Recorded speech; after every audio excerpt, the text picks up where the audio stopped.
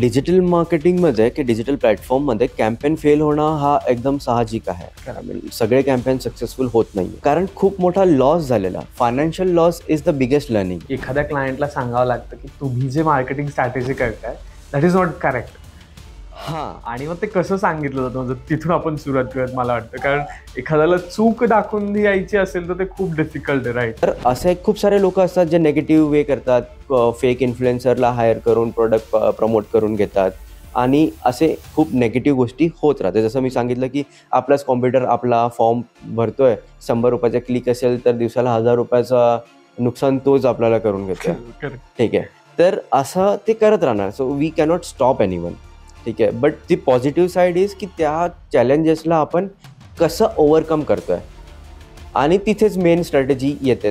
तिथेच मी as a consultant किंवा growth hacker work करतो. पण बऱ्याच असंही बघायला मिळतं की इन्फ्लुएन्सला ॲज अ कंटेंट क्रिएटर म्हणून लोक खूप छान ओळखतात, पण तिथून रिव्हेन्यू किंवा तिथून कन्व्हर्जन जे CTR किंवा तुम्ही जे बोलताय ते तितकं होत नाही. मग डिजिटल मार्केटिंग करत असताना त्या गोष्टीला कसं मॅनेज करावं, किंवा डिजिटल मार्केटिंग करताना इन्फ्लुएन्सला कितपत द्यावी व्हॅल्यू, जसं मी म्हणतो, किंवा कसं ते सिलेक्शन असावं. इन्फ्लुएन्सर मार्केटिंगचा मेन मुद्दा तो होता की हे पेड प्रमोशन आहे हे कस्टमरला माहीत नाही असायला पाहिजे. आजकाल ते ऑपोजिट झालं आहे. तुझा ऑडियन्सला 3 सेकंड थांबवण्यासाठी जे सध्या काम करत आहे, because we are talking about digital, तर CGI कॉन्टेंट इज दॅट. एक क्रिएटिव्हली थॉट व्हिडिओ बनवा ज्याने तुमची खूप ब्रँड अवेअरनेस होईल आणि त्यांना फक्त सोशल मीडिया सीमित नका ठेवू, त्या व्हिडिओला पेड प्रमोशनला पण यूज करा. तर डिजिटलमध्ये सो ATL BTL दोन्ही असतात. ठीक आहे, आणि हे दोघांचं कॉम्बिनेशनच एका कॅम्पेन किंवा एका ब्रँडसाठी सक्सेसफुल ठरतो. पण डिजिटल मार्केटिंग करताना कुठल्या गोष्टींवर फोकस केला पाहिजे? कारण डिजिटल मार्केटिंग बऱ्याच लोकांना ॲड रन करता येतात, पण मग हवंय ते मिळत नाही, किंवा काही लोकांना एक्झॅक्टली मार्केटिंग स्टार्ट कुठून करायचे हेच कळत नाही. मग अशा कुठले फोकस एरियाज आहेत का ज्याच्यावर फोकस करून they should start their digital marketing? मेहुणे आणि मेहुण्यांचे पाहुणे, पण हेच पाहुण्याची माहिती सांगत नाहीत, ती गोळाबेज पॉडकास्टवर असतेच असते. नमस्कार मंडळी, मी ऋषिकेश, तुमचं पुन्हा एकदा गोळाबेज पॉडकास्टमध्ये खूप खूप स्वागत आहे. आजकाल इंस्टाग्रामवर, फेसबुकवर इतक्या साऱ्या ॲड आपल्याला दिसतात, त्याच्यानंतर खाली बऱ्याच ठिकाणी स्पॉन्सर बाय हेही दिसतं. पण नेमकी ही ॲड रन कशी होते, ह्या ॲड मागे कुठले मॅट्रिक्स असतात, त्याच्यानंतर CTR, COR, त्याच्यानंतर B2C, C2B हे काय आहे, त्याच्यानंतर ह्या ॲडमुळे रिव्हेन्यू खरंच कसा जनरेट होतो, किंवा ह्या ॲडमुळे खरंच सेल्स होतो का, किंवा ह्या ॲडमुळे मला ॲज अ प्रॉडक्ट किंवा मला ॲज अ बिझनेस ओनर म्हणून काय बेनिफिट्स होतात, हे सगळं आज आपण जाणून घेणार एका डिजिटल मार्केटिंग एक्सपर्टकडून. चला सुरुवात करूयात गप्पांना. आज आपल्यासोबत आहेत चैनेश पटेल. तर त्या चैनेश दादाबद्दल सांगायचं झालं तर जवळपास गेली 7-8 वर्ष तो B2B आणि B2C या सेगमेंट्समध्ये लोकांना त्यांचा ROI 10x किंवा 10x किंवा 8x करण्यासाठी मदत करत आहे. लोकांना वेगवेगळ्या डिजिटल मार्केटिंगच्या स्ट्रॅटेजीज किंवा कॅम्पेनिंग सांगून, त्याचबरोबर गुगल ॲड बिझनेस आणि गुगल ॲड रिव्हेन्यू, त्याच्यानंतर काही लिंक्डइन स्ट्रॅटेजीज किंवा लिंक्डइन ॲप कसे वापरून आपण बिझनेस ग्रो करू शकतो, कनेक्शन बनवू शकतो किंवा नेटवर्किंग करू शकतो, हे सांगत आहे. तर चला गप्पांना सुरुवात करूयात आणि चैनेश दादाकडून आज आपण जाणून घेऊयात डिजिटल मार्केटिंगचे सगळे सिक्रेट्स, किंवा डिजिटल मार्केटिंग म्हणजे नेमकं काय असतं, कसं असतं आणि कुठले टूल वापरले पाहिजेत जेणेकरून तुमचा बिझनेस किंवा तुमचं प्रॉडक्टही चांगल्या प्रकारे सेल होईल किंवा चांगल्या प्रकारे चांगल्या लोकांपर्यंत पोहोचेल. सो नमस्कार चैनेश दादा. नमस्कार. जसं इंट्रोडक्शन मध्येच बोललो की आम्हाला तुझ्याकडून सगळे डिजिटलचे सिक्रेट्स हवेत, सगळे नाही पण ऍटलीस्ट 10-20% तरी तू शेअर कर अशी अपेक्षा आहे. राईट. ओके, करेल. तर पहिलं सुरुवात करतानाच मला विचारायला थोडंसं आवडेल की हे डिजिटल मार्केटिंगचं करिअर कसं स्टार्ट झालं. आपण एक तसा थोडासा गंधगीत मेन मुद्द्यांवर नक्कीच येऊयात. राईट. सर, डिजिटल मार्केटिंगचं ॲक्च्युअल स्टार्ट तसामुळे झालं की माझा एक व्यवसाय होता बिफोर डिजिटल मार्केटिंग, आणि तो व्यवसाय बंद पडला कारण मला डिजिटल मार्केटिंग येत नव्हतं. ओके. आधी या करिअरच्या आधी मी Amazon, फ्लिपकार्टवर एक सेलर होतो. ओके. सो चायनावरून इम्पोर्टेड जे किचन अँड होम अप्लायन्सेस असतात ते मी तिथे सेल करायचो. आणि मी त्या बिझनेसला सस्टेन नाही करू शकलो कारण मला डिजिटल मार्केटिंग येत नव्हतं. मग तो बिझनेस बंद करून मी डिजिटल मार्केटिंगचा कोर्स केला आणि परत नव्याने सुरुवात केली फ्रॉम इंटर्नशिप, आणि आज 8-10 वर्ष होत आली डिजिटल मार्केटिंग करिअरमध्ये. मग याच्यामध्ये येण्याचा काही प्रेरणा होती का, किंवा कसं काय, म्हणजे काही डिफिकल्टीज आल्या होत्या का इनिशियली ज्याच्यामुळं नाही करायचंच असं सुचलं की आपल्याला डिजिटल मार्केटिंग आलंच पाहिजे? हां, कारण खूप मोठा लॉस झालेला. Financial loss is the biggest learning. Okay. तर त्या लर्निंगनेच मी शिकलो की हे जर आपण माझं तर वाचवता नाही आलं, दुसरा बिझनेससाठी आपण वाचवूया. आणि त्याकरता मी या इंडस्ट्रीमध्ये आलो, या फील्डमध्ये आलो. मी लर्न केलं आणि झिरोपासून सुरुवात केली ॲज अ इंटर्न एखाद्या कंपनीमध्ये. तिथे मी सिस्का वगैरे बाकी मोठ्या मोठ्या रिलायन्सचे ब्रँड्स हँडल करत करत आज इथपर्यंत आलोय. तर झिरोपासून स्टार्ट केलंय. पण आता जसं तू सिस्का किंवा रिलायन्स या प्रोजेक्टचं घेतलं, तर मग डिजिटल मार्केटिंगमध्ये त्या प्रोजेक्ट्सला कसं तुला भेटतं, शिकायला भेटलं, किंवा काय काय गोष्टी तू त्याच्यात लर्न केल्या, जर थोडक्यात सांगता आलं तर प्लीज. सो डिजिटल मार्केटिंग हा खूप वास्ट सब्जेक्ट आहे. ओके. त्यात खूप सारा सब सब्जेक्ट्स आहेत. करेक्ट. एक आहे जसं तू करतोय पॉडकास्टिंग, ते युट्यूब आणि रील्सवर मोस्टली व्हायरल जातं आणि यू गेट फॉलोअर्स. करेक्ट. ठीक आहे. एक आहे D2C बिझनेस ओनर्स, जे लोकांसाठी आम्ही ॲड्स रन करतो. तुम्ही लाईक युजर बाय करतात वाया वेबसाईट. ओके. एक आहे SEO, की तुम्ही गुगलमध्ये क्वेरी सर्च करता आणि जे ऑर्गॅनिकली जे रिझल्ट दिसतात ते that is part of SEO. Okay. एक असतं की गुगलची सर्च कॅम्पेन असतात, ॲड्स रन करतो. करेक्ट. जे क्वेरीज आपण सर्च करतो आणि टॉप 4 पोझिशन जे आपल्याला दिसतात ते ॲड्स वाले असतात. करेक्ट. सो दॅट वे हा डिजिटल मार्केटिंगमध्ये खूप साऱ्या वेगवेगळ्या सब्जेक्ट्स आहेत, त्यांचे वेगवेगळे मेट्रिक्स आहेत करेक्ट. मेजर करायचे, आणि त्यांचे आउटकम पण वेगवेगळे आहेत. नक्कीच. तर एखाद्या व्यक्तीला काय हवं असतं, जसं माझं रोल सिस्कामध्ये हे होतं की डेली त्या सोशल मीडियावर पोस्ट गेलं पाहिजे, okay. Because I was a intern आणि ते बेसिक काम होतं. करेक्ट. त्यानंतर हळूहळू आपल्याला नेक्स्ट रिस्पॉन्सिबिलिटी भेटते की कॅम्पेन मॅनेज करा, ॲड्स बघा, ॲड्समध्ये इनपुट द्या, त्यानंतर क्लायंट सोबत कम्युनिकेट करा. हळूहळू देर आर मेनी लेवल्स, आणि आपण झिरोपासून सुरुवात केल्यावर ते हळूहळू आपण शिकत जातो की आता पोस्टिंग केली 1 महिन्यात, तर आपल्याला माहिती आहे कुठल्या टायमाला करायची, किती लाईक्स येतात, ते कसं कॉन्टेंट क्रिएट करायचं for the add copies and captions and everything. त्यासोबत जसं ॲड कॅम्पेन बघायला लागलो, तर ॲड कॅम्पेनचे रिझल्ट कसे येतात, ते आपले CPC कसे येतात, CTR रेट्स काय आहे, तर त्याला इम्प्रूव्ह करत राहायचं. सेम वे जसं आपण ज्या सब्जेक्टवर मोर इन्फॉर्मेशन गॅदर करत असतो, लर्न करत असतो आणि त्याला इम्प्लिमेंट करत असतो, तसंच आपण पुढे लाईक वी स्टार्ट लर्निंग आणि एक स्टेप पुढे होत जातो. आता just as a digital marketing consultant आपण काम करतो, तर असं होत असेल ना, एखाद्या क्लायंटला सांगावं लागतं की तुम्ही जे मार्केटिंग स्ट्रॅटेजी करताय दॅट इज नॉट करेक्ट. आणि मग ते कसं सांगितलं जातं, म्हणजे तिथून आपण सुरुवात करत मला वाटतं, कारण एखाद्याला चूक दाखवून द्यायची असेल तर ते खूप डिफिकल्ट आहे. राईट. करेक्ट. खूप वेळे सो क्लायंट्स ऑफेंड होतात, त्यांना असं वाटतं ते करतात ते बेस्ट आहेत. बट डिजिटल मार्केटिंग में एक सर्वात मोठा प्लस पॉइंट काय आहे ना, की most of the metrics are measurable. Okay. तर एक एक्झाम्पल मी तुम्हाला प्लीज. देतो. आता तुम्ही एक ॲड रन करताय फेसबुकवर, तुम्ही इन्स्टावर जे दिसते, ठीक आहे, तर त्या ॲडला परफॉर्म चांगली करत आहे की नाही, त्यासाठी आम्ही कसं त्याला बघतो इज लाईक की त्या ॲड बघून किती % लोक वेबसाईटपर्यंत व्हिजिट करतात. First metric is how many people are clicking, किती लोक क्लिक करतात. ओके. क्लिक करून लँडिंग पेजवर किती लोक जातात. लँडिंग पेज म्हणजे प्रोडक्ट पेज आपल्यासाठी, ठीक आहे. प्रोडक्ट पेजवरून किती लोक बाय करतात. बरोबर. या सगळ्या स्टेप्समध्ये एक मेट्रिक्स असतं. CPC म्हणजे किती रुपयामध्ये एक क्लिक भेटली, ठीक आहे. CTR म्हणजे किती लोक क्लिक थ्रू करून आपल्या वेबसाईटवर पोहोचले, ठीक आहे. आणि एक मेट्रिक असतं क्लिक करून लँडिंग पेजचा व्ह्यू. इट मीन्स की 100 लोकांनी क्लिक केलं आणि हार्डली 50 लोक तिथे पोहोचले, ठीक आहे. इट मीन्स फेसबुकला आपण 100 लोकांसाठी पैसे दिले, पण वेबसाईटवर आपल्याला 50 कस्टमरच गेले. इट मीन्स की आपली वेबसाईट स्लो आहे, इंटरनेट स्लो असेल किंवा डाऊन टाईम असेल, तर तो एक मेट्रिक्स आम्ही त्यांना सांगतो की इथे बघा की you need to improve your hosting किंवा स्पीड वाढवा. सेकंडली पेजसाठी जेव्हा पेजवर कस्टमर लँड करतो, पोटेन्शियल कस्टमर लँड करतो, तिथून जे चेकआउट प्रोसेसची जर्नी आहे, त्याच्यातले काही मेट्रिक्स आम्ही बघतो की हे या हिशोबाने असले पाहिजे, आणि हे नाही आहेत तर तिथे कुठेतरी चुकतोय. There are multiple ways on every step. आणि हे आम्ही करून दाखवतो त्यांना की हे बघा आयडियल सिनारिओमध्ये हे असायला पाहिजे, सध्या तुमच्या कॅम्पेनमध्ये हे होत चाललंय. आणि रिअल टाइम मोठ्या किंवा इंटरनॅशनल ब्रँडचे काही एक्झाम्पल पण आम्ही दाखवतो त्यांना की हे तुमचे डायरेक्ट कॉम्प्युटर नाही आहेत, but they are doing this way. तर एक्झाम्पल देऊन आणि त्यांचे कुठे चूक होते ते दाखवूनच त्यांना कन्व्हिन्स करू शकतो आपण. दॅट इज द हा. Only way. डेफिनेटली. कारण करेक्ट, आजकाल आपण इतके पॅसिव्ह आहोत की जर तो बफर असा स्लो 2G सारखा घेत हा. असेल तर 5G मध्ये कोणीच थांबणार नाही. एक्झॅक्टली. स्क्रोल करून निघून जातो आपण. दुसरीकडे स्विच होतो आपण, हा. दुसऱ्या वेबसाईटवर चेक करतो आणि प्रॉडक्ट्स ते सगळीकडे जवळपास सिमिलर आहेत. हा. आणि ज्याला बाय करायचं त्याच्यासाठी अमाऊंट 2+3+ -+- इतका इम्पॅक्ट नाही करत. राईट. तर तो ते कसंही बाय करू शकतो, ते तर आहेच.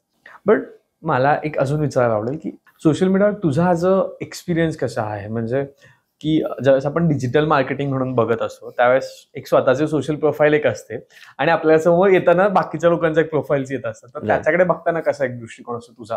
सो सध्याचा जे दृष्टिकोन हे आहे की सगळ्या बिझनेसला स्वतःचं पर्सनल ब्रँड हे मॅन्डेटरी झालंय आजकाल. आधी नव्हतं. आधीच्या काळात सोशल मीडियावर तुमचं प्रेझन्स नसलं किंवा पर्सनल ब्रँड नसलं तरी तुमचे प्रोडक्ट सेल होत होते.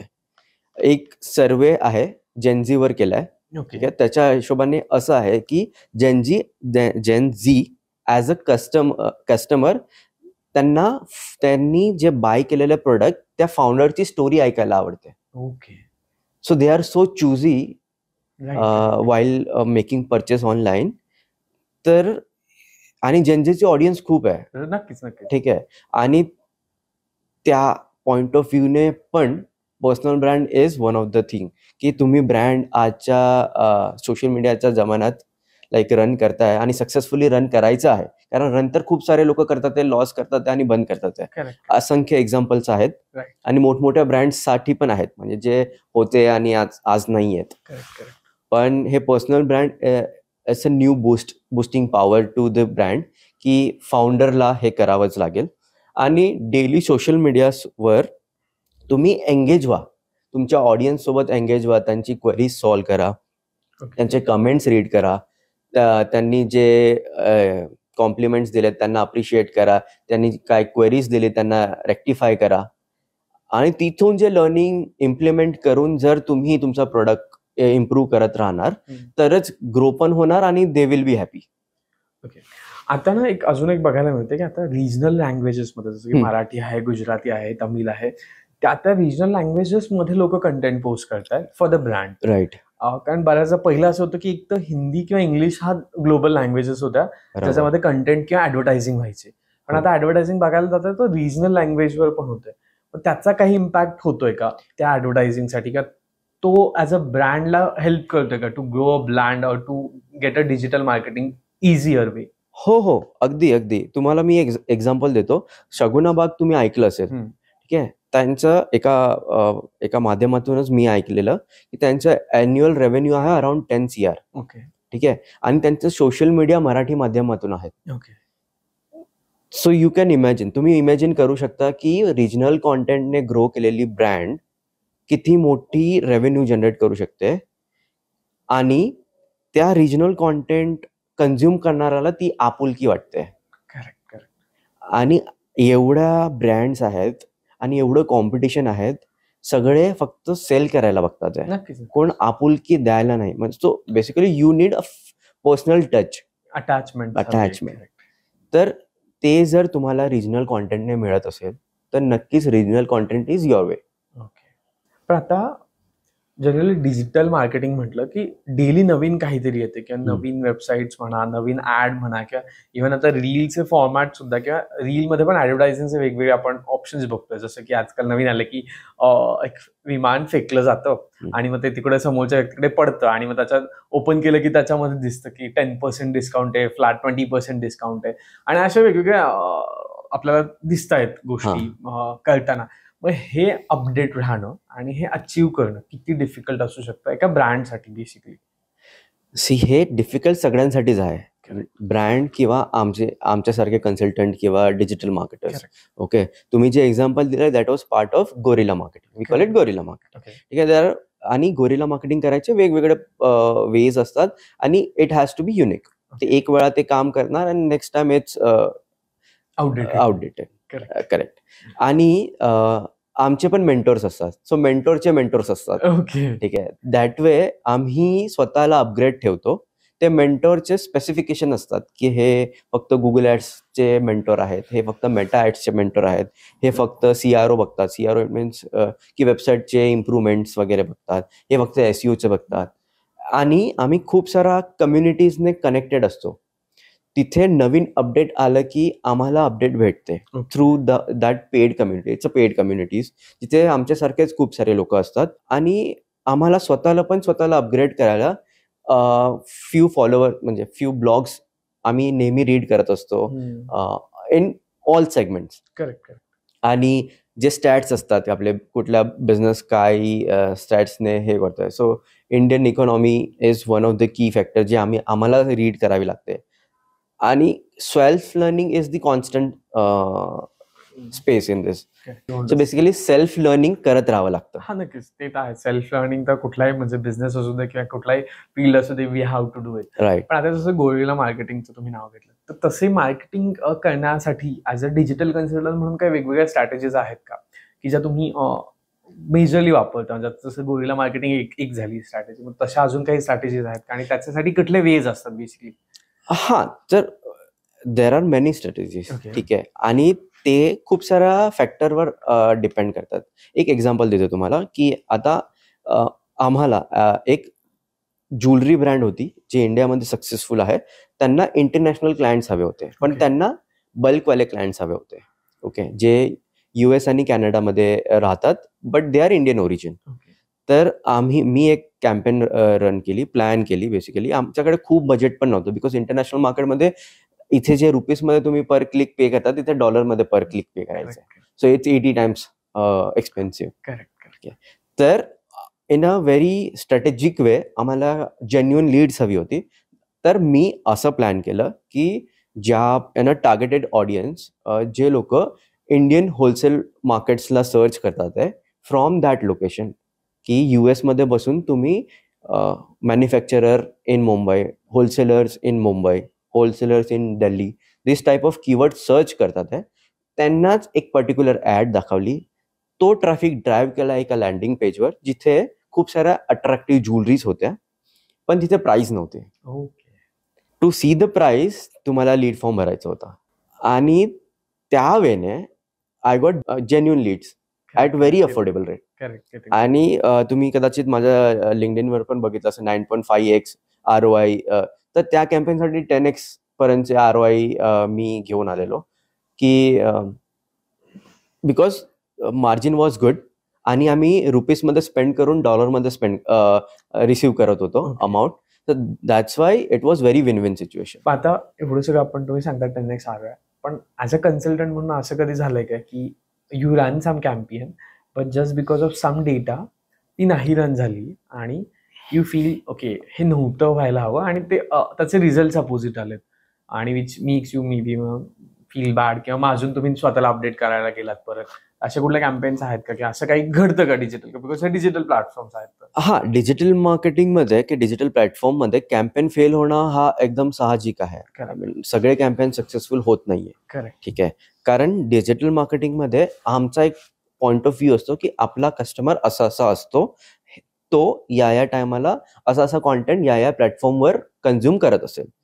त्याच्या हिशोबाने आम्ही एक कॅम्पेन प्लॅन करतो. Right. So it is all जे ICP आम्ही बोलतो, आयडियल कस्टमर जे असतो, त्याचं जे बिहेवियर असतो त्याला आम्ही ट्रॅक करतो टेक्निकली. ओके. बट आम्ही जेव्हा कॅम्पेन रन करतो ते तसंच परफॉर्म करेल हे खूप साऱ्या फॅक्टरवर अवलंबून असतं. करेक्ट.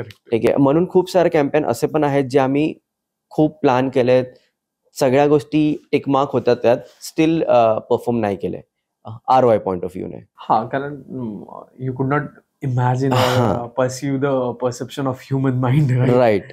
तर असं असतात. सो लीड जनरेशन कॅम्पेनमध्ये असं खूप होतं. ते प्रोडक्ट बाय करणारे कॅम्पेन्समध्ये तर either you buy it or added to cart or something like that, or at least you visited that website. तर ती मेट्रिक्स एक रेलेव्हंट मेट्रिक असते. बट लीड जनरेशन कॅम्पेन्समध्ये कसं असतं की त्यांचा आउटकम त्यांना हेच पाहिजे की किती लीड झाली. लीड्स तर आली, बट ते क्वालिफाईड लीड किती होती. ओके. तर त्या कॅम्पेन्समध्ये जरा हे सिनारिओ जास्त प्ले होतात, कारण लीड आजकाल कोणीही फिल करतं. So it can be your competitor filling up with the false information. Right.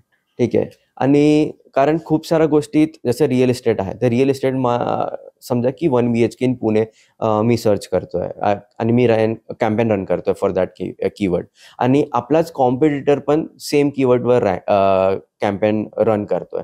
तर साहजिक आहे एक म्हणजे तो आपल्या ॲडवर क्लिक करून 4-5 फॉर्म फिलअप करणार 4-5 वेळा in a day or within a week, आणि तसेच मल्टिपल लोक करणार because it's a generic keyword आणि खूप सारे लोक त्या कीवर्डसाठी बिड करतात आहे. Correct. तर असे लोक असतात आणि ते करतात आणि त्यामुळे पण खूप सारे कॅम्पेन फेल होतात. ओके.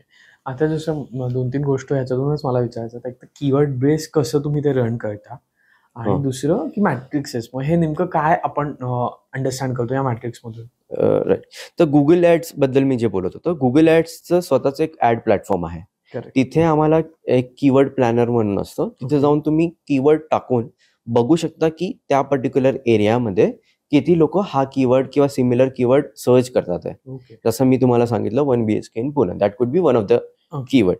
ते तुम्ही बघताय. आता तुम्हाला ते कीवर्ड बघून आम्हाला समजतं की पुण्यात 10,000 लोक एका महिन्यात या कीवर्डसाठी सर्च करतात आहे, आणि तिथे जर ॲड रन केली या कीवर्डसाठी तर एका पर्सनने क्लिक केलं तर आपले ₹100 कट होणार आहे. ओके. तर तसावरून आम्हाला ते मॅट्रिक्स पण समजतं की कॉस्ट पर क्लिक इज ₹100, आणि त्या हिशोबाने आपल्याला क्लायंटने दिलेलं बजेट की क्लायंटकडे असेल महिन्याचे ₹1,00,000 किंवा ₹10,00,000 ॲड बजेट. ओके. तर त्या हिशोबाने एक मीडिया प्लॅन बनतो की 10,00,000च्या बजेटमध्ये असे कीवर्ड्सवर ॲड रन करून काय ROI काढू शकतो आपण.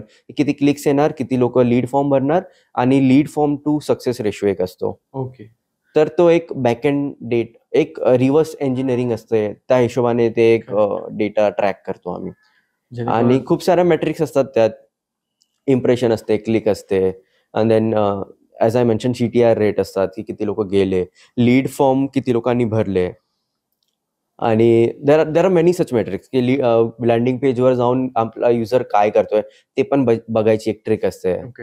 टूल्स असतात. आता डिजिटल मार्केटिंग म्हटलं ना, बऱ्याचदा काही निगेटिव्ह गोष्टी पण आहेत आजकाल मार्केटमध्ये पसरलेल्या, की काय हे लोक पैसे देऊनच वस्तू विकतायत किंवा यांना जेन्युइन बायर्स मिळत नाहीत म्हणून यांना अशी मार्केटिंग करावी लागते, किंवा तुम्हाला जे काही अजून आलेले असतील जर समजुती. तर ओव्हरऑल कसं तुम्ही या सगळ्या गोष्टींकडे बघताय, निगेटिव्ह कमेंट्स किंवा निगेटिव्ह समजुतींकडे?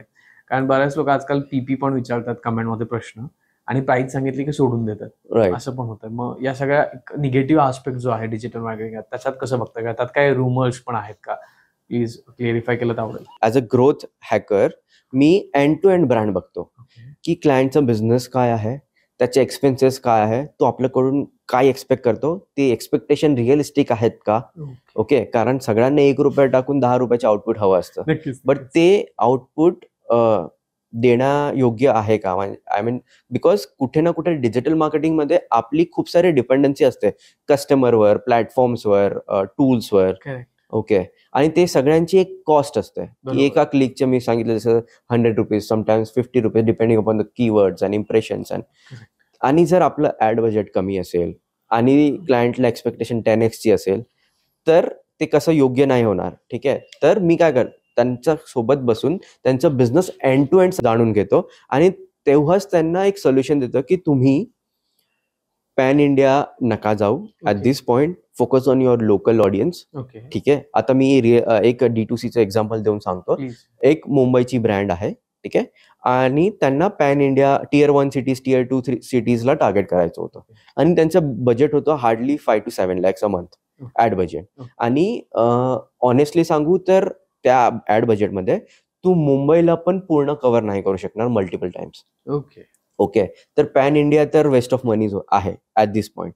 तर मी त्यांना हे सजेस्ट केलं की एकतर ह्युमनचं बिहेवियर कसं आहे ना, की जर तुला तो टी शर्ट हवा पण असेल ना तरी तुला 5 वेळा दाखवावं लागेल, तेव्हा तू काही ना काही ॲक्शन क्रिएट करशील. Like Correct. ॲटलिस्ट व्हिजिट करशील वेबसाईटवर, किंवा ॲड टू कार्ट करून ठेवशील, किंवा विश लिस्टमध्ये टाकून ठेवशील, Correct. और बाय करशील. ठीक आहे. तर या बजेटमध्ये 5 वेळा तर तुम्हाला ती ॲड दाखवावी लागेल, similar product with different creatives आणि डिफरंट वेज. Correct. तर मी त्यांना सजेस्ट केलं की ॲटलिस्ट तुम्ही मुंबईचा हे 10 पिनकोड्सला टार्गेट करूया, त्यांनाच मल्टिपल ॲड्स दाखवूया, एक व्हिडिओ दाखवूया, एक स्टॅटिक ॲड्स दाखवूया, एक इन्फ्लुएन्सरचं टेस्टिमोनियल दाखवूया, आणि मग प्रोडक्ट दाखवूया. त्यावेळेने कसं होईल की 3 to 4 times same person will see our ad आणि तिथून कन्व्हर्जन रेट वाढेल आपला. आणि हे सगळं आपल्याच ॲड बजेटमध्ये होईल. प्लस लोकली शिपिंग कॉस्ट पण कमी आहे, RTO कॉस्ट पण कमी आहे. ठीक आहे. दॅट वे मी एंड टू एंड बघतो. इट मीन्स की जेव्हा आपण शिपिंग रेट आपण कॅल्क्युलेट करतो तेव्हा जातानाच नॉर्मली लोक कॅल्क्युलेट करतात. बट तिथे रिटर्न रेशो पण असतो, COD कॅन्सलेशन रेट्स पण असतात. मग हे सगळे फाउंडर्स कॅल्क्युलेट नाही करत. आणि ऍड्स थ्रू आलेले ऑर्डर्स पण 10-15% ड्रॉप होऊ शकतात, लोक कॅन्सल करतात. ओके. तर हे सगळ्या मेट्रिक्स इम्प्रूव्ह करत राहायचं आणि लोकली मोठी ब्रँड बनायची. हे मी ॲज अ स्ट्रॅटेजी त्यांना 12 month स्ट्रॅटेजी दिली आणि नाव that brand is doing 4x. So which is good. Earlier they were at 2.5x. So locally brand करणं काय बेनिफिट्स होतात आणि काय प्रोज अँड कॉन्स काय बेसिकली लोकल ब्रँड करण्याचे? सी कॉन्स काय नाहीये. ठीक आहे. प्रोज सांगतो मी तुम्हाला की सध्या एका फाउंडरची किंवा एक D2C ओनरची एक बँडविथ असते की तो एका महिन्यात 10,000 प्रोडक्ट शिप करू शकतो. ठीक आहे. आणि त्याच्याकडे तेवढंच इन्व्हेस्टमेंट पण आहे, तेवढीच इन्व्हेंटरी आहे आणि तेवढेच रिसोर्सेस पण आहेत. ठीक आहे. आणि तेवढंच ऍड बजेट पण आहे. ठीक आहे. तर त्या ऍड बजेटमध्ये आणि एवढेच इन्व्हेंटरीमध्ये आपण डेली किती ऑर्डर्स आणायचे त्याचं बॅक रिव्हर्स कॅल्क्युलेशन करतो की डेली आपल्याला पाहिजे लेट्स से 100 ऑर्डर्स डे. तुझ्याकडे 2 पॅकिंग वाले आहेत किंवा 1 पॅकिंग पर्सन आहे, 8 तासाच्या शिफ्टमध्ये तो 100 पॅक करून होणार. ठीक आहे. तिथे रिसोर्स कॉस्ट वाचली because you don't have to pay 10-12,000 extra to someone else. ठीक आहे. तर तुझ्याकडे इन्व्हेंटरी किती आहे, तू लोकली मंथली तुझे बँडविथ किती आहे शिप करण्याची आणि तुझं रेव्हेन्यू जे जनरेट होत आहे ते तुझ्याकडे कसं येत आहे. सो कंपनीमध्ये जे एक फंड असतो तो जर आपल्याकडे प्रॉफिट म्हणून आला तर तो फंड तू नेक्स्ट कामासाठी करू शकतो. राईट. तर एक वेळा ही सायकल जी बनली, let's say 10,000 you are doing every month. मुंबईमध्ये you are famous in those 10 pincodes. मग एक 2 पिनकोड्स वाढवूया. मग थोडं सिटी नियर बाय सिटी आपण कॉन्कर करूया. त्याने हळूहळू म्हणजे प्रॉफिट पण वाढेल आणि आपलं बँडविथ पण वाढत जाईल. आणि कॉन्स तर काही नाही, कारण बिकॉज ती ब्रँड 6 महिन्याने नेक्स्ट सिटीमध्ये जाईल. बट ऍटलीस्ट 6 महिन्यात तुम्ही प्रॉफिटेबल असाल. Or at least you have earned something. You have money in your bank. असं नको व्हायला की मी एकदाच मोठी campaign all pan India run केली आणि त्याच्यातून आउटपुट बघितलं तर निगेटिव्ह मध्ये. हा, कारण जे मेट्रिक्स जे असतात COD कॅन्सलेशन किंवा लीड मध्ये फेक लीड्स वगैरे असतात आणि आपल्याला नाही माहित की हे जे कस्टमर हे they are my exact customer or not. तर हे आपल्याला छोटं लोकली टेस्ट करून मग एक्सपांड करा. आता डिजिटल मार्केटिंग म्हटलं की इन्फ्लुएन्सर मार्केटिंग हा एक त्यातला पार्ट येतो बऱ्यापैकी. पण बऱ्याच असंही बघायला मिळतं की इन्फ्लुएन्सला ऍज अ कंटेंट क्रिएटर म्हणून लोक खूप छान ओळखतात, पण तिथून रिव्हेन्यू किंवा तिथून कन्व्हर्जन जे CTR किंवा तुम्ही जे बोलताय ते तितकं होत नाही. मग डिजिटल मार्केटिंग करत असताना त्या गोष्टीला कसं मॅनेज करावं किंवा डिजिटल मार्केटिंग करताना इन्फ्लुएन्सला कितपत द्यावी व्हॅल्यूज असं मी म्हणतो, किंवा कसं ते सिलेक्शन असावं इन्फ्लुएन्सर. राईट. हे मी कंटिन्यू करतो त्याच आन्सरमध्ये. Influencer marketing is very trending topic आणि हे सगळ्यांनीच केलं पाहिजे. ठीक आहे. इन्फ्लुएन्सर मार्केटिंग चं यूज काय असतं की आपली ऍड जिथे नाही जाऊ शकत तिथे ट्रस्टेड वेने जाते, तो प्रोडक्ट पोहोचला जातो. ठीक आहे. जसं तुम्ही ट्रस्टेड पर्सन आहात, तुम्ही ते स्टोरीवर तो प्रोडक्ट ठेवला, तुमचे नेटवर्क मधल्या 10 लोकांना त्या प्रोडक्ट बद्दल ट्रस्ट निर्माण होईल. इन्फ्लुएन्सर मार्केटिंगचा मेन मोटो हाच आहे. ठीक आहे. लोक वेगवेगळ्या वेजने त्याला युज करतात. The correct way I would say की तुम्ही मायक्रो आणि नॅनो इन्फ्लुएन्सर्सला हायर करा. ठीक आहे. आता मी जसं लोकली बोलत होतो, आता ज्यांचे मिलियन्स मध्ये फॉलोअर्स आहेत they are charging bomb. I mean they are आणि ते त्यांच्या मिलियन्स तुमचे एक्झॅक्ट कस्टमर्स पण नाहीयेत. तर आपणच सिलेक्ट करूया की आपल्याला जे 5,000 फॉलोअर्स वाले जे मायक्रो आणि नॅनो इन्फ्लुएन्सर्स आहेत आणि जे आपल्या एरियातले आहेत, आय मीन आपल्या सिटीचे आहेत, त्यांच्याकडून तो कमी दरात आपला प्रोडक्ट पुश करावा आणि कंटिन्युअस ठेवावा. So my approach is you hire 300 such people at that rate rather than going for the big fish. आणि तुम्ही डेली एक एक पोस्ट करा ना, daily for 300 days, that is whole year 60. Correct getting the point. आणि त्याच्या हिशोबाने so each influencer will bring his or her benefits. तर तो फॉलोअर्स वाढवेल, तुमची रीच वाढवेल, किंवा जास्तीत जास्त लोक तुमच्या प्रोफाईलला व्हिजिट करेल. दॅट वे तुमची लोकल ब्रँड ग्रो व्हायला सुरुवात होईल.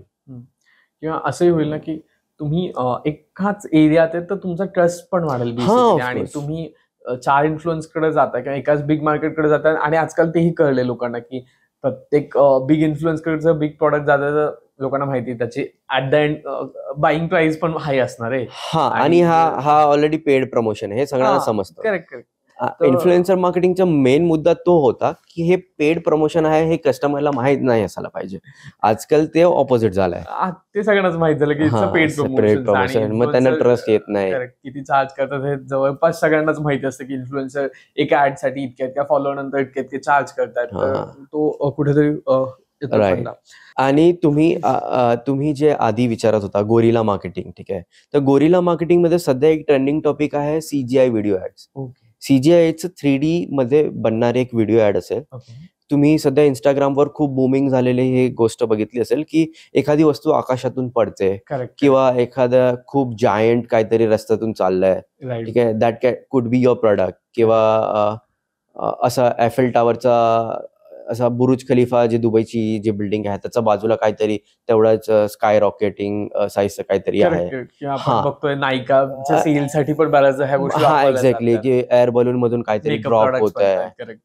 तर तशातले जे करंट लेटेस्ट गोरिला मार्केटिंगचं तो एक एक्झाम्पल आहे की सध्याच्या ह्यूज सोशल मीडिया अडिक्शन मध्ये आपला ब्रँडसाठी हुक निर्माण करणं हे सगळ्या ब्रँडचा प्रॉब्लेम आहे. आणि CGI content is solving that. की एखादा युजर तो 3 सेकंडचा हुक असतो. हुक इट मीन्स की रुकेगा तो बिकेगा. ठीक आहे. तर तुझा ऑडियन्सला 3 सेकंड थांबवण्यासाठी जे सध्या काम करत आहे, because we are talking about digital, तर CGI कॉन्टेंट इज दॅट. एक क्रिएटिव्हली थॉट व्हिडिओ बनवा ज्याने तुमची खूप ब्रँड अवेअरनेस होईल. आणि त्यांना फक्त सोशल मीडिया सीमित नका ठेवू, त्या व्हिडिओला पेड प्रमोशनला पण यूज करा. तुमच्या टॉप ऑफ द फनलला यूज करा, ज्याने तो व्हिडिओ खूप सारे लोक बघतील. आणि ज्यांनी पण वेबसाईट व्हिजिट केले किंवा ज्यांनी पण त्या ऍड बघून नेक्स्ट स्टेप केलं त्यांना एक्सक्लूड करत राहा. So that way you are reaching out to new people with that video. So आपण हा डेटा पण ट्रॅक करू शकतो की कोणी व्हिजिट केलंय आणि मग त्याचे आपल्याला काही डिटेल्स मिळतात का? Because again it comes as a data security. कारण प्रत्येकाला हवंय की मी हे क्लिक केलंय पण हे समोरच्याला कळलं नाही पाहिजे. पण ऍज अ बॅक पर्सन तुम्हाला माहिती होतात का गोष्टी की कुठल्या एरियातून कुठून क्लिक आलेत किंवा कुठल्या IP थ्रू क्लिक आलेत? सो IP किंवा एरियातून क्लिक आले ते समजत नाही. ठीक आहे, ऑनेस्टली एक पिक्सेल कोड इन्स्टॉल असतो वेबसाईटवर, आणि जे फेसबुक ऍड्स थ्रू बनलेला एक कोड आहे तो कोड ट्रॅक करतो व्हिजिटर्सच्या व्हिजिट्सला. ओके, सो तुला ऍड दिसली इंस्टाग्रामवर, तू क्लिक केला, तू वेबसाईटवर व्हिजिट केला, ऍटलीस्ट तू व्हिजिट केला आणि स्क्रोल केला, तो डेटा फेसबुकला रिमार्केटिंगसाठी यूज होतो. ओके, आता मला तुलाच परत ऍड दाखवायची असेल तर त्या डेटाच्या बेसिसवर मी तुला परत ऍड दाखवेल की ऋषिकेश, मतलब not with the name but this many people who visited in last 3 days, last 7 days, last 10 days but didn't purchase my product. तर I can make a custom audience out of it, आणि त्याच specific लोकांना मी ad दाखवेल with 10% discount. This can be doable. This can be doable. Okay. Even further that you can do it if someone added to cart but didn't purchase. Checkout initiate केलं पण didn't purchase. त्या लोकांना पण similar remarketing campaign, त्याला आम्ही remarketing बोलतो. तो एका बजेटमध्ये एक रिमार्केटिंगचा अलोकेशन पण असतो, like 10%, 12% market budget allocation for remarketing only. मला तर खूपच जास्त सिक्रेट्स रिव्हील करतो. सो हे सगळे लोक नाही करत आहे. करेक्ट. कारण असं जर माझ्यासारखं एखाद्याला माहित झालं की ह्या ऍड मध्ये येते तर मी बहुतेक ऍड क्लिकच करणार नाही किंवा मी पुढे जाणारच नाही. पण इव्हेंच्युअली एखादी ऍड आपल्याला दिसते त्यावेळेस आपल्याला बऱ्याचशा पॅरामीटर्स दिसतात, राईट? आणि तुमच्यासाठी फक्त तो क्लिक थ्रू रेशो महत्वाचा असतो. पण मग असं काही एखादा क्लायंट जर तुमच्याकडे आला आणि त्याने असं विचारलं की क्लिक टू रेशोतून मला ऍक्च्युअल बिझनेस किती मिळेल, तर याचं उत्तर तुम्ही लोक कसे देता ऍज अ कन्सल्टंट म्हणून? सो कन्सल्टंट जर क्लिक थ्रू रेटमध्ये पण कसं असतं ना, की आता D2C प्रोडक्ट आहे. जर तुमचा प्रोडक्ट असेल 1000 रुपीजचा 999चा, ठीक आहे. तर आमच्याकडे विथ माय एक्सपिरियन्स आम्ही सांगतो की पर कस्टमर तुम्हाला XYZ रुपीजमध्ये भेटेल. Because current cost per click हे चाललेत या पर्टिक्युलर एरिया आणि जेंडर आणि एज ग्रुप मध्ये. आणि जर हे अमाऊंट चा प्रोडक्ट विकायचा असेल तर आपल्याला एवढा वेळ ऍड दाखवावी लागेल. आणि एक एक बेसिक मॅथ बनतं, बेसिकली एक मीडिया प्लॅन बनतं. त्यात आम्ही समोरच्याला ROI किंवा ROAS आम्ही सांगून ठेवतो. ROI ते नंतर निघते, पण ROAS return on ad spend. Okay. तो रिटर्न ऑन ऍड स्पेंड आम्ही कमिट करतो त्यांना, okay. More or less commit करतो. की किंवा त्यांचे जे करंट कॅम्पेन असतात त्याला बघूनही आम्ही इम्प्रुव्हमेंट बघून आम्ही कमिट करतो की तुम्ही सध्या 2x करता, तर मी 2.5 किंवा 3 पर्यंत घेऊन जायची ट्राय करेल. आणि हे 4 गोष्टी आपल्याला चेंज कराव्या लागेल. ओके. सो आता एखाद्याला जर सपोज तुमच्याकडे यायचं असेल किंवा एखाद्याला कुठलाही एक मार्केटिंग कन्सल्टंट शोधायचा असेल डिजिटली, तर कुठल्या चेक पॉईंट्स आणि चेक केले पाहिजे? बघा, सर्वात आधी तुमचा बिझनेस तो अंडरस्टँड करून घेतोय का, हाच एक सर्वात मोठा चेक पॉईंट आहे. ठीक आहे. तो फक्त ते तुम्ही देणारे 50,000 लाख रुपयासाठी येतोय का, म्हणजे त्याची फीस साठीच येतोय का, तर तो फक्त त्यासाठीच येतोय का, ते महत्वाचं आहे. बिकॉज तो पैसे घेऊन तुमचं डिलिव्हर नाही करणार डिलिव्हरेबल्स, तर त्याला काही पर्याय नाहीये. आणि तो जर तुम्हाला तुमचे नेगेटिव्ह पॉइंट जास्त सांगत असेल, than is a good guy. ठीक आहे. कारण जेव्हा पैसे येत असतात ना ऍज अ कन्सल्टंट, तर ते लोक जास्त नेगेटिव्ह पॉइंट क्लायंटला सांगत नाही to improve their current flows. Correct. आणि जर कोणालाही एक मार्केटमध्ये आपण असं बघतो की की तू रिअल इस्टेटमध्ये, की तू माझ्या इंडस्ट्रीमध्ये काम केलं असेल तरच मी तुला बिझनेस देईल. पण हे खूप जर आपण असं करतो की तू माझ्या इंडस्ट्रीमध्ये काम केलंय का, माझ्या इंडस्ट्रीत कुठल्या ब्रँड सोबत काम केलंय, हा नेहमीचा प्रश्न आहे. ठीक आहे. पण मी त्यांना सांगतो की तुमच्या एक्झॅक्ट कॉम्पिटिटर ही तुमच्यापेक्षा वेगळा आहे.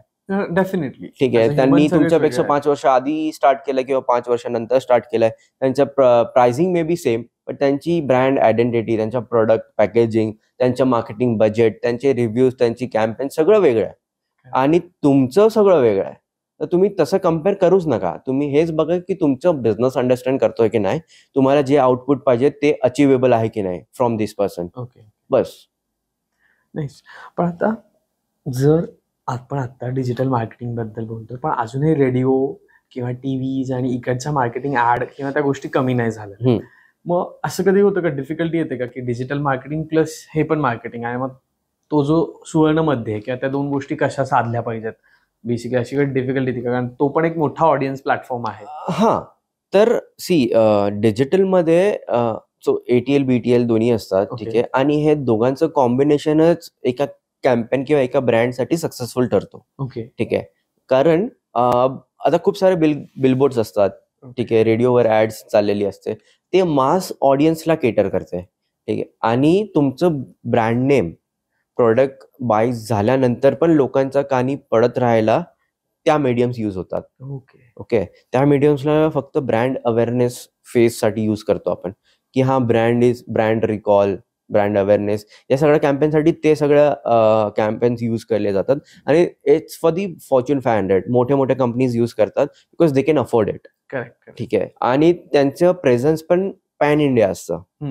सो पॅन इंडिया प्रेझन्स मध्ये ती कॉस्ट आपल्याला जी 10 लाख वाटते ते त्यांच्यासाठी कमी पण होते आणि त्यांच्यासाठी छोटी असते, because the business is 1000 crores. Correct. Mix of both strategy. पण डिजिटल मार्केटिंग करताना कुठल्या गोष्टींवर फोकस केला पाहिजे मग? कारण डिजिटल मार्केटिंग बऱ्याच लोकांना ऍड रन करता येतात, पण मग हवंय ते मिळत नाही, किंवा काही लोकांना एक्झॅक्टली मार्केटिंग स्टार्ट कुठून करायचे हेच कळत नाही. मग अशा कुठल्या फोकस एरियाज आहेत का ज्याच्यावर फोकस करून they should start their digital marketing?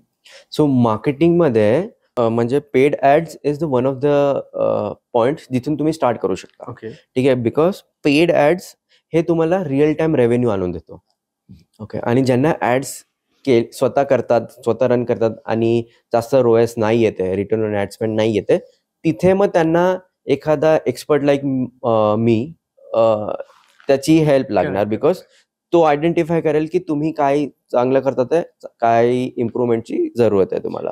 पण असं होतं का कधीतरी आपण म्हणजे डिजिटल मार्केटिंगमुळे तुम्ही इंटरनॅशनल पण जाऊ शकता हा, इथे बसून, जसं तुम्ही मागाशी एक एक्झाम्पल सांगितलं तसं, पण ते एखाद्या सामान्य व्यक्तीला करायचं म्हणजे ज्याचा मे बी घरगुती मसाल्याचा बिझनेस, एखाद्या महिलेचा किंवा एखाद्या पुरुषाचा घरगुती काहीतरी करायचा बिझनेस आहे, सपोज बांबूचे प्रॉडक्ट बनवण्याचा बिझनेस आहे, त्याला ते इंटरनॅशनली पोहोचवायचं, कारण मे बी त्याची व्हॅल्यू इथे तितकी नाहीये जितकी त्याची इंटरनॅशनल त्याला व्हॅल्यू मिळेल. Right right. मग ते पोहोचवताना कुठल्या डिफिकल्टीज येतात किंवा त्यांनी ते पोहोचवताना कुठल्या डिजिटल मार्केटिंगचा रेफरन्स तरी घेतला पाहिजे मी म्हणत. सो हे खूप चांगलं आहे आणि माझा ऍक्च्युअल गोल पण आहे की खूप साऱ्या इंडियन ब्रँडला इंटरनॅशनली मार्केट करायचं आहे. ओके.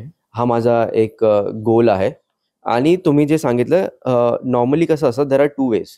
तर तुमच्याकडे इनफ मार्केटिंग बजेट आहे तर तुम्ही स्वतःची वेबसाईट बनवा आणि त्याचे मार्केटिंग इंटरनॅशनली आपल्या टार्गेट ऑडियन्सला दाखवा विथ हायर प्राइस. बिकॉज ते सगळं कॅल्क्युलेशन बॅकएंड मध्ये झालेलं असतं की किती शिपिंग रेट असेल, काय कॅन्सलेशन असेल आणि किती product price margin and everything.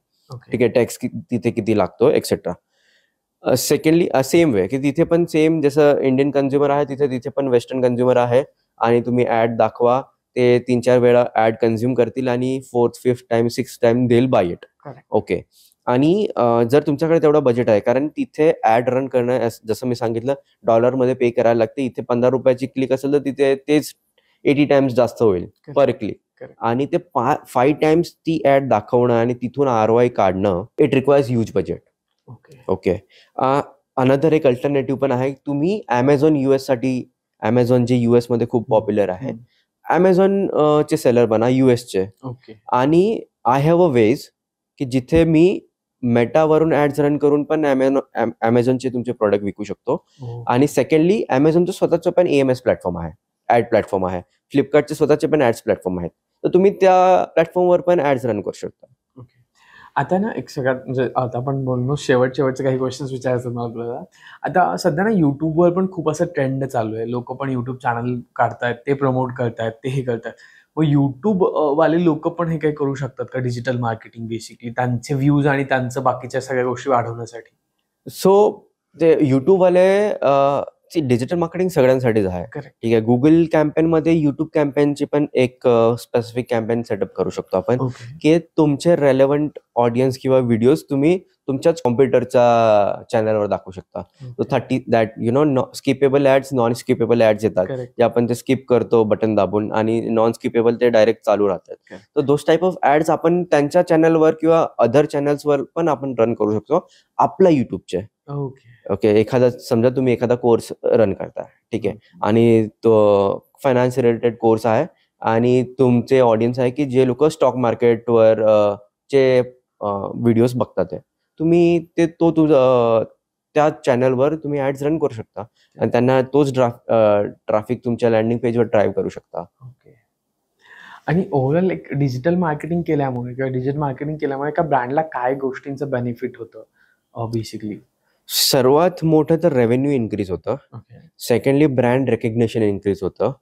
आणि सोशल प्रूफ म्हणजे लोक ट्रस्ट करायचं जास्त होतात आणि सोशल प्रूफिंगमुळे ते लोक रेफर करतात प्रोडक्ट, आणि रेफरल्सनेच कुठली पण कंपनी सक्सेसफुल होते. आणि रेफरल्स इझिली नाही होत. Until unless you are the consumer, तू यूज केलाय, तुला चांगलं वाटलंय, तुला बेनिफिट झालंय, मगच तू दुसऱ्याला सजेस्ट करणार, कारण अदरवाईज नो यूज. एक्झॅक्टली. कारण बऱ्याच असं होतं ना, मी प्रॉडक्ट वापरलंय, मला ते वाटलं की नाही हे व्हॅल्युएबल आहे, वर्थ इट आहे, ते माझ्या मित्रांनी पण वापरलं पाहिजे किंवा माझ्या क्लोज रिलेटिव्हनी वापरलंय तरच मी ते सांगणार आहे. जर मला ती त्याच्यात कन्सिस्टन्सी किंवा त्याच्यात तो ट्रस्ट नाही भेटला की ते मला जितकं युजफुल नाही वाटलं, म्हणजे मी 100 रुपये देऊन एखादा पेन खरेदी केलाय पण तो त्यातला मी महिन्यातला एकच दिवस वापरत असेल तर I could not refer it किंवा I could not suggest to anyone. Right, ते आहेच. And sometimes like if we are not the right customer, आपण कस्टमर नाही पण आपल्याला माहिती आहे हा ट्रॅव्हल करत असतो, ह्याला असे स्पोर्ट्स शूजची जास्त गरज असेल किंवा लाईक ट्रॅकिंग शूजची गरज, ट्रॅकिंग शूज किंवा ट्रॅकिंग बद्दलचे जे गॅजेट्स आजकाल बघतो आपण की स्वीज नाईफ असेल किंवा लाईक बॅग्स असतात जे कॅरी करतात जास्त वेट, तसे. So sometime we refer according to their preferences. आणि आय गेस डिजिटल मार्केटिंग मुळे हा खूप चांगला रेफरन्स झाला की तुम्ही ती ऍड डायरेक्टली सेंड करू शकता ॲज अ रील किंवा ॲज अ मीम. हा, किंवा आपण प्रोफाईल इन्स्टावर किंवा त्यांचे पोस्ट शेअर करतो. तर तो पण एक खूप मोठा मेट्रिक झाला आजकाल, की किती लोकांनी शेअर केलंय ते पण आपण बघतो, की हा लाईक कमेंट्स तर आलेत, शेअर किती झालेत. करेक्ट.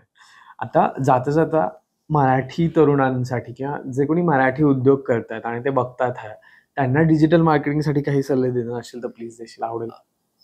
हा, तर स्टुडंटसाठी मी खास हे आहे की ज्या कोणाला पण गायडन्स हवं असेल की त्यांनी digital marketing as a career बघायचं का, कुठून सुरुवात करायची, आणि according to their current stage, की ते लोक 12th करतात आहे का, TY करतात आहे का, किंवा कुठे इंजिनिअरिंग करतात आहे आणि त्यांना पुढे मार्ग नसेल सापडत, आणि इफ दे फील की digital marketing can be their career, I can guide them. माझं इंस्टाग्रामचं लिंक असेलच, they can straight away DM me, और लिंक देईल तिथे. ते लोकांनी फॉर्म फिलअप केला की, किंवा मी स्वतः पण शिकवतो डिजिटल मार्केटिंग, तर I can help them out. Secondly, जे D2C ओनर्स आणि B2B ऑडियन्स आहेत, जे बिझनेस ओनर्स आहेत, त्यांनी पण जर त्यांच्या बिझनेससाठी कन्सल्टेशन हवं असेल तर they can reach out to me via DM, and तुझ्याकडे नंबर पण आहे, you can share it with them. तर त्यांचं हे असेल की त्यांच्या बिझनेसला अंडरस्टँड करून त्यांचे करंट चॅलेंजेस काय आहेत त्याला टॅकल मी करत असेल तर मी नक्कीच त्यांना हेल्प आउट करेल. शुअर, हे खूप चांगलं आहे. आणि तुम्हालाही जर तुमच्या बिझनेसमध्ये असं कुठेतरी स्टक झाल्यासारखं वाटतंय किंवा ग्रोथ येत नाहीये किंवा खूप दिवस डिजिटली पोस्ट टाकून आणि हे करून तितकासा ROI आला नाहीये, तर नक्कीच आय विल सजेस्ट की दादाला कॉन्टॅक्ट करू शकता तुम्ही. त्याचबरोबर तुम्हाला एपिसोड कसा वाटला ते कमेंटमध्ये सांगायला विसरू नका. आणि तुमच्याही डिजिटल मार्केटिंग रिलेटेड काही कन्सर्न्स असतील, काही क्वेश्चन्स असतील, तेही विचारायला विसरू नका कमेंटमध्ये. आम्ही दादा थ्रू किंवा दादाच्या टीम थ्रू सगळ्या क्वेश्चन्सला उत्तर देण्याचा प्रयत्न करूच. त्याचबरोबर तुम्हाला नवनवीन एपिसोड्समध्ये काय बघायला आवडेल तेही कमेंटमध्ये सांगायला विसरू नका. धन्यवाद. भेटूयात पुढच्या एपिसोडमध्ये.